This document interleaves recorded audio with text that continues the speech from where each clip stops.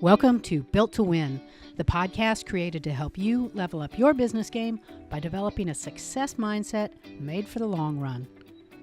In this episode, Why Happiness Matters, Neora's Deborah Heisz and Dave Fleming talk about Neora's sister company, Live Happy, founded by Jeff Olson and Deborah in 2013. Deb explains why happiness and success go hand in hand, how to use it as a fundamental guiding business principle, and gives tips for starting your own happiness practice.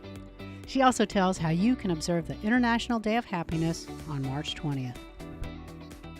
Right, well, welcome everybody. Thanks for joining us on the Built to Win podcast. Today is a really special episode, and it is the month of March. We're going to talk about why that's such a special month and why we're so excited with our guest today.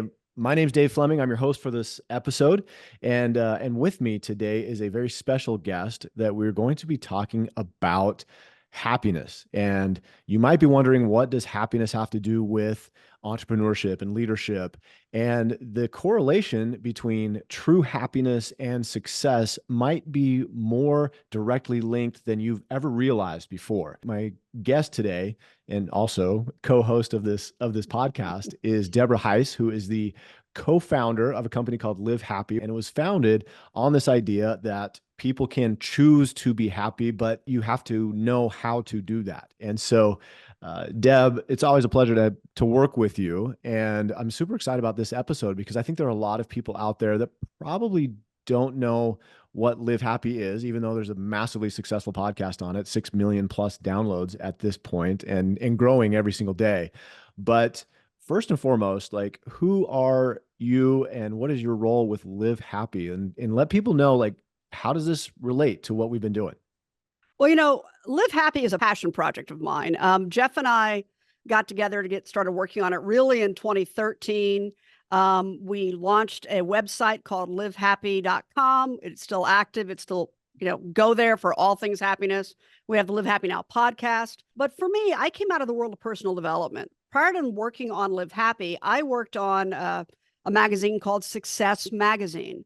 And I was a constant reader and a constant consumer of personal development content, as was Jeff. And what we really discovered was there was this whole offshoot of a psychology called positive psychology, which is the study of using psychology and applying it to help well people thrive. So it's improving your personal well-being. So you measure success by, does the individuals or the communities or the group well-being elevate? And the group, a positive psychologist, was referring to it as studies in happiness, which it is, but it's not in our general, we're happy because we won the lottery, or we're happy because we, won the race, or our kids did really well. It's not that fleeting emotion of happiness. It's really the happiness that you get when you're living the life that you're supposed to live. One of the definitions I've heard that's one of my favorite definitions is happiness is the joy you feel when striving towards your potential. So for me, it's huge, right? It's the joy you feel. And we all feel that. We find that moment we're in flow, and you find that moment that everything is it feels good to be doing what we're doing, no matter how big or small the problem is or the project is we're working on. We find that moment of flow. And that really is the joy we feel when we're striving towards our potential, when you kind of get lost in the work, when you look up and you're like, I've been working on this for 3 hours and it felt like 10 minutes. We can't be ready for the next meeting yet. I'm still enjoying this. Or you don't want to leave it, or you think about it all the time, whether you can help it or not. It's the joy you feel when striving towards your potential. And this is deeply connected to what we think of as personal development, which is always about goal setting and things like that, things that you're looking for. But it's really beyond that, because it's a scientific study of things that make you happy. And by happy, once again, we mean live a happy life. And, these are things like attitude, connection, relationships, huge piece of your happiness, meaning, creativity, gratitude, spirituality, mindfulness, health, finding ways to be more resilient, giving back. These are all things that if you work on these, the studies show us that you'll be happier. And it's really impactful when you think, hey, I can do simple things and actually improve my overall well-being in life. And more importantly, I can teach other people how to do that as well. I always found personal development wonderful and exciting and meaningful, but I always felt like there's a certain segment of it is, really people kind of making stuff up and talking, this worked Yeah. for me, maybe it'll work for you. So to have the science behind it really made Live Happy a unique project, and one that, I dove into, and I feel like has brought meaning to my life. So in general, it's content to help you live a happier life that you engage in or you listen to or give you ideas. And it's great to be able to be a part of sharing that with the world. It seems like obviously a really rewarding business to be in a part of. Tell us a little bit more about like the history, like why did you and Jeff Olson, that is the co-founder of Live Happy, why did you feel like this was something you had to do and get out there? Obviously, you talked about personal development, that's a passion of yours, but was there more to it at that time? Was there a bigger need, or was this just born out of that passion project? I think it was really born out of the fact that we could point at a segment of personal development, which is happiness, and point at actual facts and data and studies that were done that are showing that this makes a difference in your life. In fact, there's so many studies that show the benefits of happiness on your health, your relationships, everything, that if you can work on this, it's kind of the precursor to everything else. If you can find a way to work on your happiness, and we're not talking about, I think we've all at the point in life where we know that toxically positive person. Great, I just broke my foot. It's all good. We're wonderful. We're not talking about toxic positivity. I really want to create that differentiation when we talk about happiness. We're talking about meaningful happiness. But people who are happy have stronger relationships, greater social networks. They practice better habits. They're more emotionally fit. They have better stress coping skills. They earn more money. There's a great study by Robert B. Swastiner and Ed Diener talking about how people with the same jobs, the person with a more positive outlook and a more higher sense of well-being, earns 30% more in the exact same job than their less happy counterpart. It's a precursor to success. It's not something you get after you're successful, right? Longer lifespan. Happy people live longer than less happy people. Stronger heart, stronger immune systems, lower blood pressure, better sleep. All of these benefits you get by working on your positive emotions, your positive outlook on life, are things we all want. And it was kind of revolutionary and very revealing to me, and I know to Jeff, to discover that happiness precludes all of these things. And we were benefited by the fact that we got to meet Dr. Martin Seligman and got to know him very well. I'm still on some boards with Dr. Martin Seligman. He's the father of positive psychology. And he is not, if you meet him in person, he is not someone you would accuse of being toxically positive. I assure you. He comes across as kind of a morose, older professor type who, is a little gruff in his ways. But it was meaningful for me to meet him because it really puts a face on, oh, this is a scientific study. These are things that actually work, that you can prove work. And for me, so much of personal development may work, but the evidence wasn't there. And so having an evidentiary trail would say, oh, this works because, and here's this study. That made it really meaningful to me. Yeah, tell me a little about it. It feels like, maybe this is just, I'm just more aware of it. It's like one of those things where you don't realize it's out there until you start seeing it out there. But is there more research now than there has been on happiness, or is that a recent phenomenon, or has it been out there for a long time? Yeah, Dr. Seligman stood up at the American Psychiatric. He was the head of the American Psychiatric Association. Right about 30 years ago now, I'm not going to get the date right, but it was about 30 years ago, and said, look, it's time to stop looking at psychology only as a way to help sick people get to a normal state. We need to apply these principles to help well people thrive. So that was his mission, and he drove that through psychology. And out of that was born an organization called the International Positive Psychologists Association. And their first meeting was in 2011. So, or maybe 2010, but it hasn't been very long that this has truly become a study. This has truly become something that's out there. So even though people have always kind of known being more optimistic is good for you, it really hasn't been a professional study up until the last 15 years. Tell us more about, you've been involved in this for I guess about 10 years now. what have been some of the things that you've seen come out of this in terms of like whether it's the research or whether it's the practical application, like what is Live Happy helping people do on a day-to-day basis? Well, one of the things when we established the company, we had all these connections. We started building these connections with positive psychologists who were studying it. And scientists are really good at talking to each other about stuff. They're really bad at taking what they're studying and putting it out into the real world. So this was kind of our niche. We're going to take all of this great information that's there for the taking, but nobody knows about, and give it to people so they could learn about it, right? So that was a really, really big thing for us. But some of the revolutionary breakthrough things for me, and some of the earlier things that were really found at the beginning of the study, are things like happiness is a choice.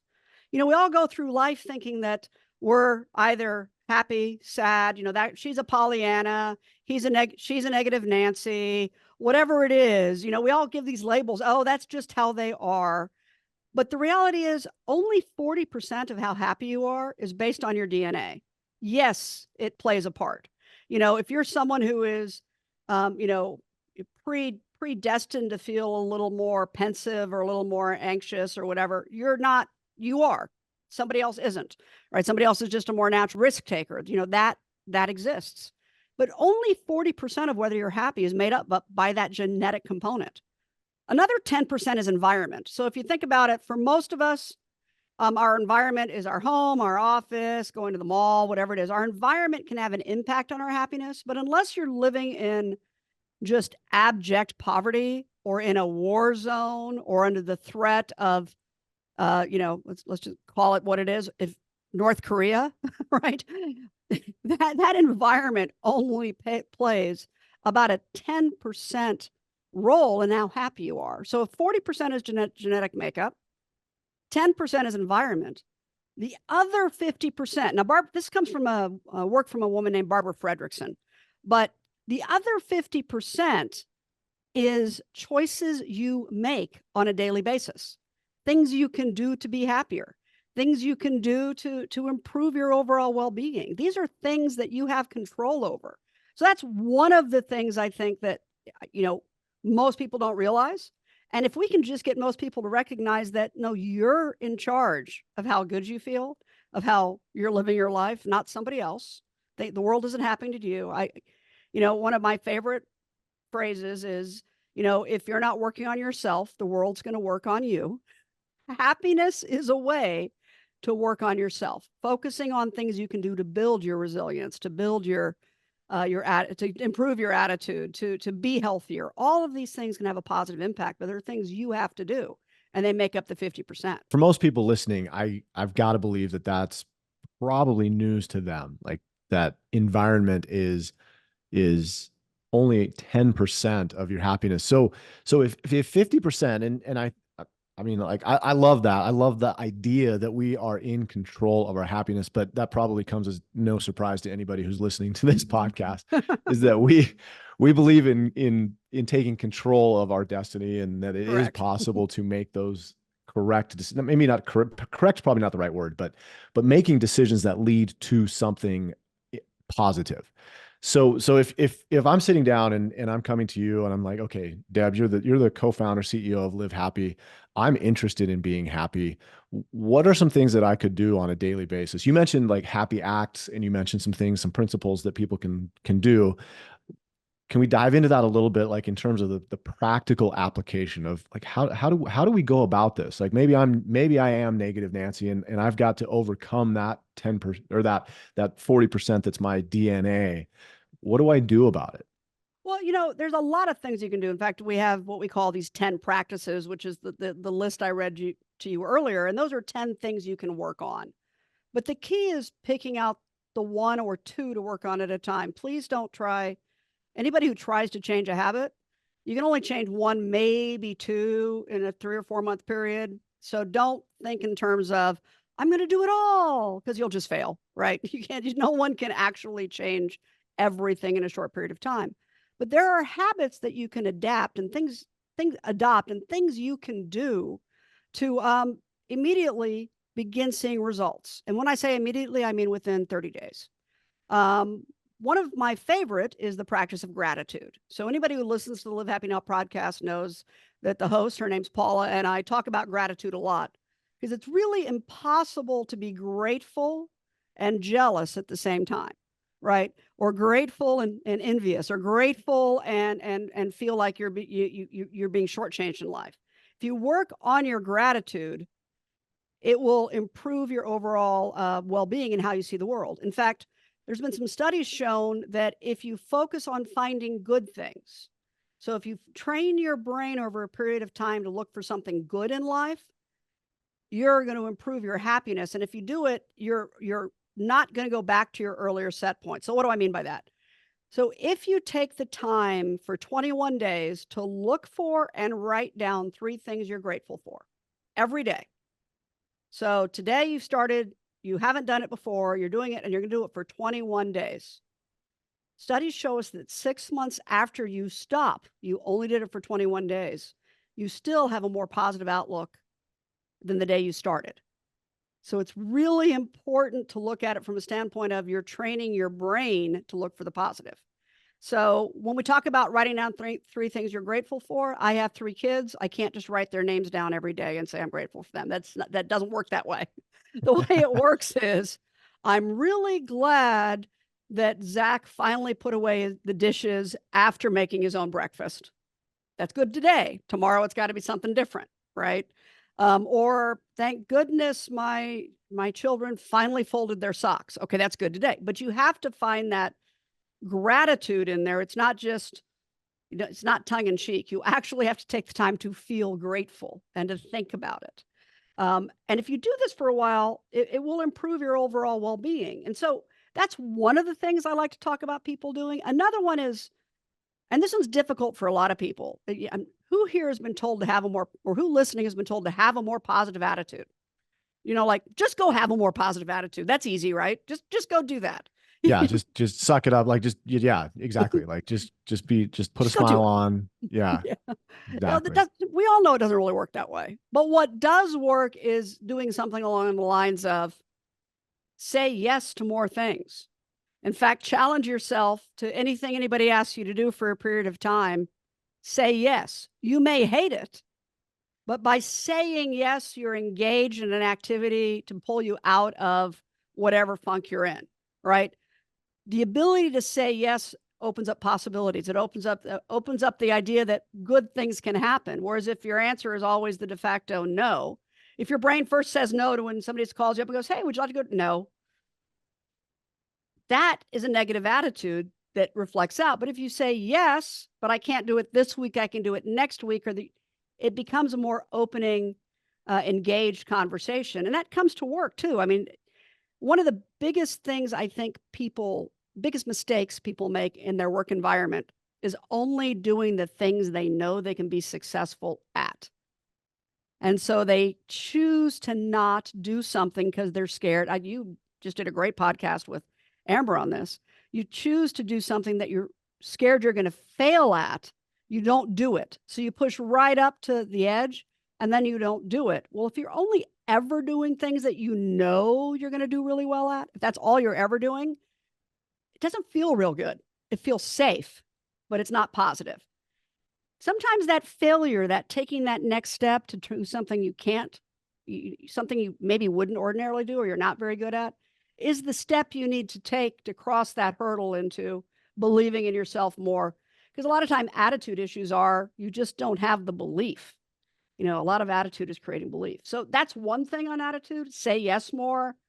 Take on the challenge that you didn't think you could do. Just go ahead, give it a try. If you fail, everybody fails. It's not a big deal. The other attitude thing, I think, and most people don't really think about this that much, but they should. Mind what you put in your head every single day. So if what you're doing is turning on the negative news as you drive to the office and then you get home and you're driving home and you hear the negative news and you get home and you put on CNN and you put on Fox News and all you see is people screaming at each other all day, you begin to believe the world is a bad, negative place. Mind what you put in your head. I want you to be informed about what's going on in the world, but don't dwell on it. You don't need 18 different opinions about the murder that happened 30 miles from your house. That genuinely has nothing to do with you. But that's what people invest their time and energy in. The True Crime podcast is massive industry. Is that something good in your head? No, but it's entertaining, but it makes you think the world is a much scarier place than it actually is. So be mindful of what you're putting in your head, of what you're listening to. Put good stuff in your head. I think, Jeff, co-founder, one of the things he always talks about is spend 10 minutes a day listening to something good, or 10 pages a day of reading something good. Just put good stuff in your head, and you'll find over time your attitude will change, not instantaneously, but over time. It sounds like, and not to be too self-serving here, but we did do an episode on the slight edge not too long ago. And it sounds like not like, in all honesty, it sounds like you can slight edge your way into a better outlook on life and a more positive outlook on life. Is that true? Yeah, absolutely. It's true. None of these things are difficult. None of them are difficult. They're all easy to do, but slight edge, easy to do, easy not to do. And you can slight edge your way to a more positive outlook on life, feeling more grateful, feeling more resilient. You can slight edge your way to all of those things, which all lead as a precursor to success. I always like to say, people always think when they get the house, the spouse, the job, the car, they take that vacation, whatever that is what's going to make them happy. The reality is, let's say you did win the lottery tomorrow. And let's say you bought the house of your dreams, and it's a mansion, and it's beautiful, and it's gorgeous, and you love it. And in 6 months, it's your house. You're no longer getting joy from an inanimate object. You may feel good about it, but it's not the same thing as relationships with people, or earning things, or going outside your comfort zone to experience new activities. All of those things are things you should be doing, because it isn't the acquisition of stuff that will make you happier. But on the flip side, if you are happy, you're more likely to get all of those things. Not more likely to win the lottery, let me be really clear here, but you're more likely to get the house, the spouse, the job you want. No one wants to hire, the person who is fearful or who isn't enthusiastic. Everybody wants to hire the person who wants the job. No one wants, let's say you're in sales, and I know a lot of the people listening to this podcast are in sales for their primary source of income. Do you want to buy from someone who's like, "Oh, here, you might like it. Give me a call if you do." Or do you want to buy from the person who's like, "You know what? I tried this. It worked for me. It was great. It was fantastic. I think you're really going to love it." Which purchase are you going to more likely to sell? And it's really hard for the second person to be that way unless they're genuinely that way, because we can all see through stuff. We see through the fake. We may not realize it, but we see through the fake. So the goal is to genuinely become the person that you want to be, not fake your way there. That makes sense. So, and you mentioned something, because we live in a country where we are, I don't want to say overly consumeristic, but at some point, like, it kind of feels that way. And so is there, like, can go back to that section where you said, acquiring things doesn't make you happier, but is that true? Like, is that, like, does it kind of a little bit? Because I know, you get momentarily, like, for me, it does, like, it's nice. We like stuff. It does for a moment, but then we start taking it for granted because it's a thing. So there have been some studies done, and I'm going to tell you, this is an old study, so the number's not going to be right. But the study basically said that when it comes to money, yes, you can be happier if you have more money, but you're not necessarily going to be.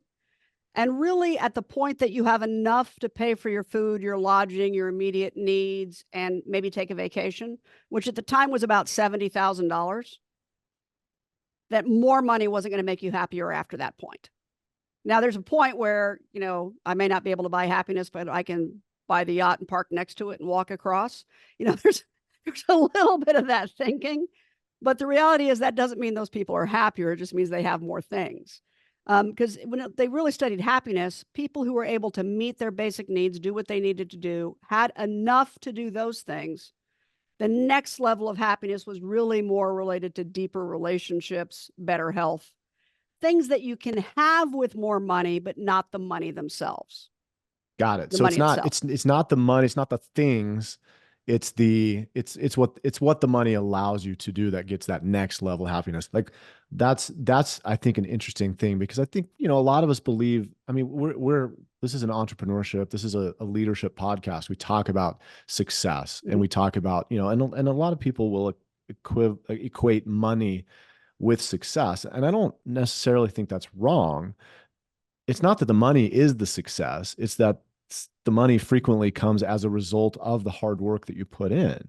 So is there an argument that, being successful can make you happier, not because of the money, that's not what I'm saying, but because of what what the money does for you? That makes sense. It does. And I want to throw in a study, and I can't remember who did it off the top of my head. I should know this by now. But it's a study on it was a longitudinal study, which means it was took place over a long period of time. And they were studying men who were nearing the end of their life. And they asked the men a series of questions, and then they developed a scale of their personal well-being. And what that showed was that it didn't matter how successful you were monetarily. It didn't matter how long you lived necessarily. It didn't matter, of all the things you think about, healthy, all of that mattered a little bit. But what mattered a lot, and pretty much the only thing that mattered, was the quality of the relationships you had with other people. So if you look at money as being something that you can utilize to develop more deeper relationships with others, whether it's through, vacation with your children, not working all the time, not scrambling, being able to actually engage in relationships with your friends, which I do think that money provides, then yes, money can be a tool for happiness. But if the pursuit of money itself and the acquisition of money itself is actually kind of shown to be the opposite. Because if you're not utilizing it for what truly will enrich your life, you're just collecting money, and that money in and of itself has no happiness to it. It might have security, which is necessary for a lot of people, but it doesn't have that next level drive of, I'm truly happier because I have more stuff. It's the having a lot of stuff and no one to share it with. You want the people to share it with. That's the goal. Yeah, no, that makes sense. Because it's like you've heard in stories and in literature over and over about how, you get excited about the money, you get into the things, and then the things ultimately are not what people want out of life when it comes down to it. And I think that it's not an easy thing to necessarily show people that, that these things are not necessarily related, because like you said, like the money isn't the reason people are happy. But a lot of times the people who are happy have money.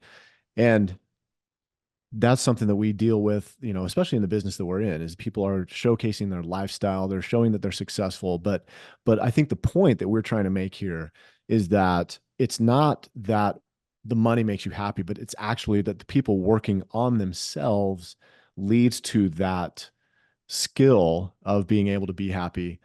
And then that leads to something different and more, and possibly like greater success. One of the things that bothered me early about working on Success Magazine was that it all seemed to be about the money. But when it came down to it, my personal values are not, don't get me wrong, I'm what virtually anybody would call a successful human being in terms of everything, monetary gain and stuff but that was not my driver in life. My driver was never the accumulation of money.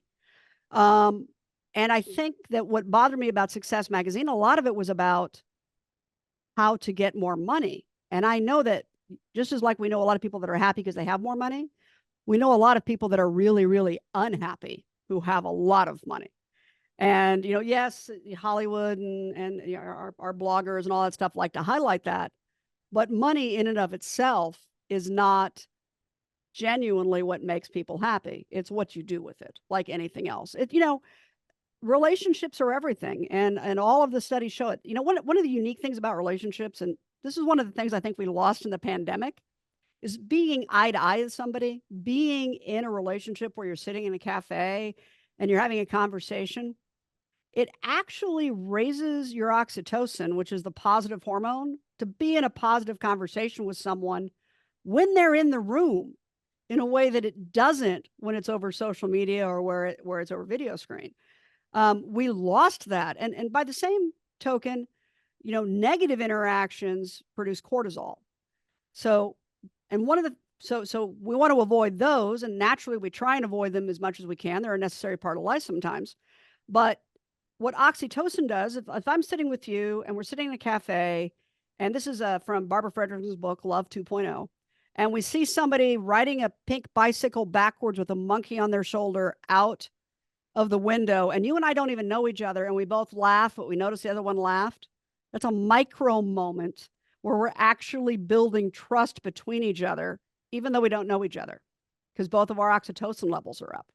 It's really remarkable how the human body works when it's surrounded by other human bodies. So I think that's why it always comes back down to, what are your relationships like? What are they like with your family? What are they like at home? What are they like in the office? What are they like in business?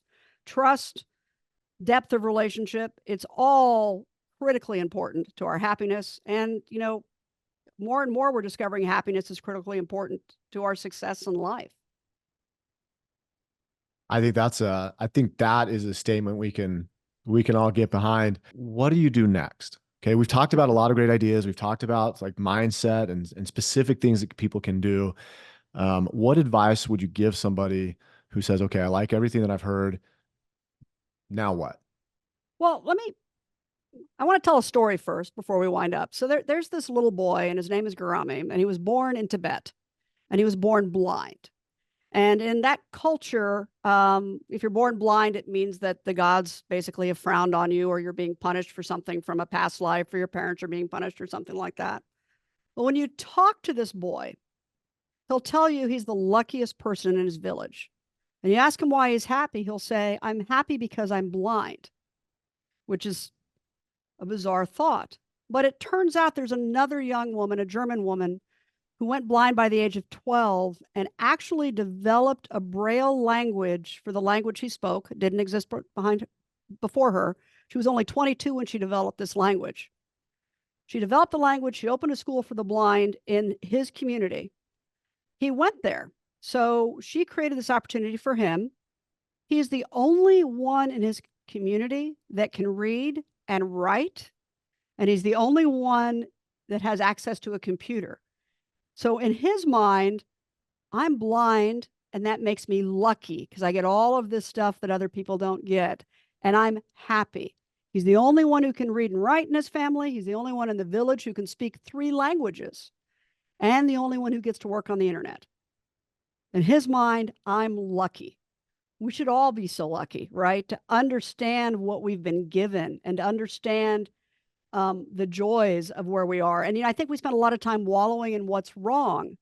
But what the studies show us is that some of the key things towards living longer is having hope, is having a positive outlook. There was a great study by a neuroscientist on hope, and people who have hope have longer telomeres. Those are those little genes that determine how long you're going to live, sort of. I mean, they don't keep the bus from coming down the road that you step in front of, but in general, they tell you how long you're going to live from natural causes. They're longer in people who are more hopeful than they are in people who aren't at the same age. And the other thing is people who are happy have the better opportunity to overcome challenges. So we know there's challenges in business. We know there's challenges in life. I mean, we fail all the time. We see challenges in front of us that seem just insurmountable.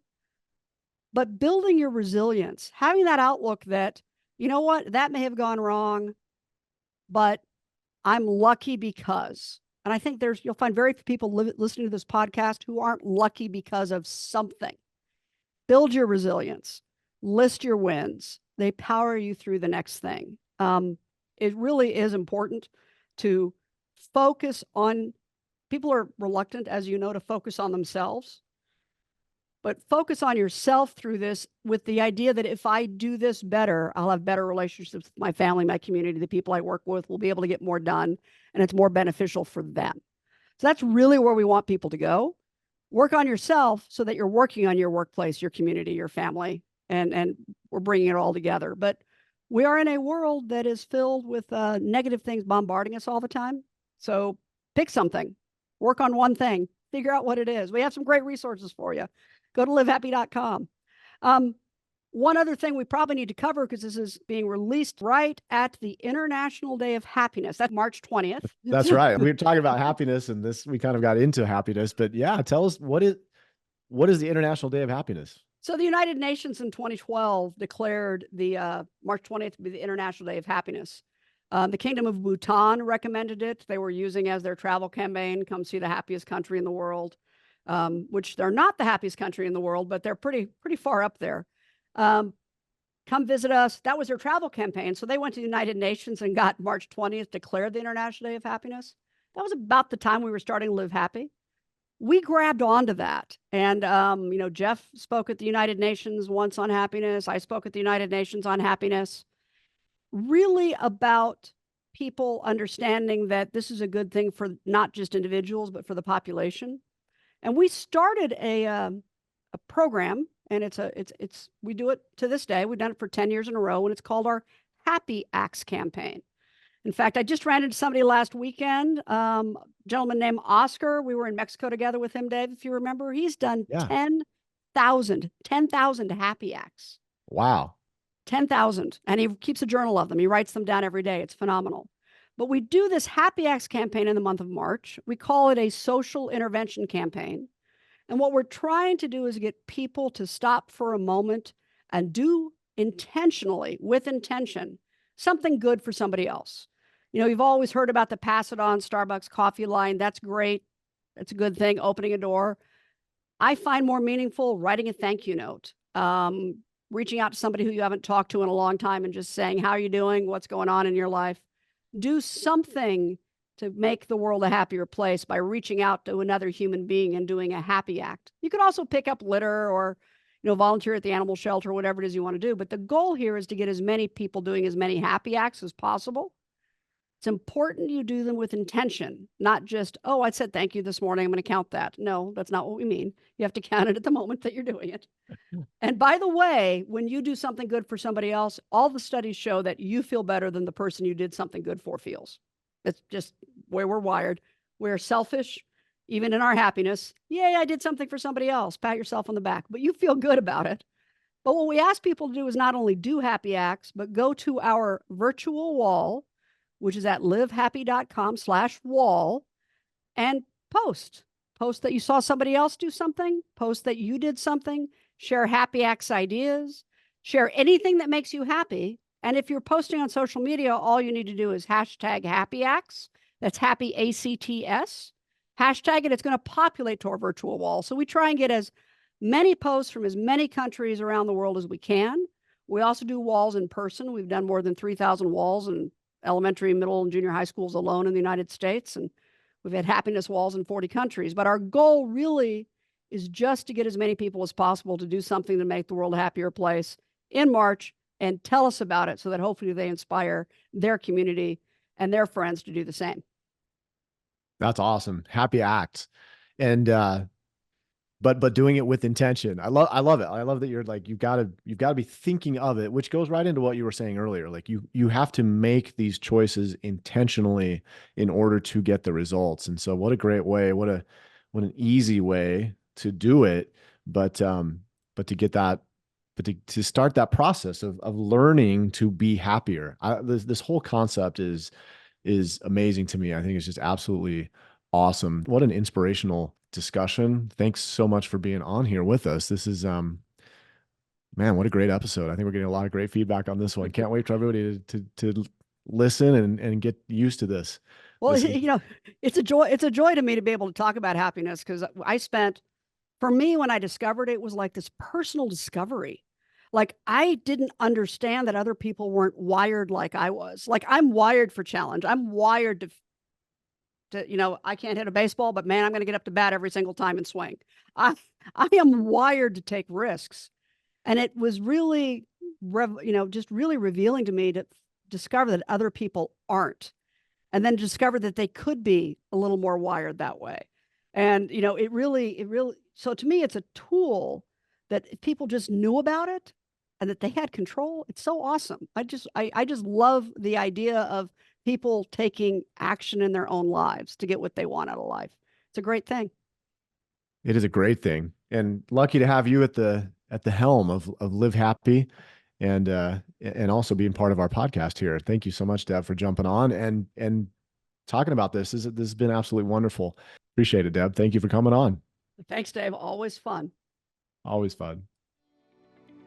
That was Neora's Dave Fleming talking with co-CEO Deborah Heisz about Neora's sister company, Live Happy, and how you can use happiness as a business tool.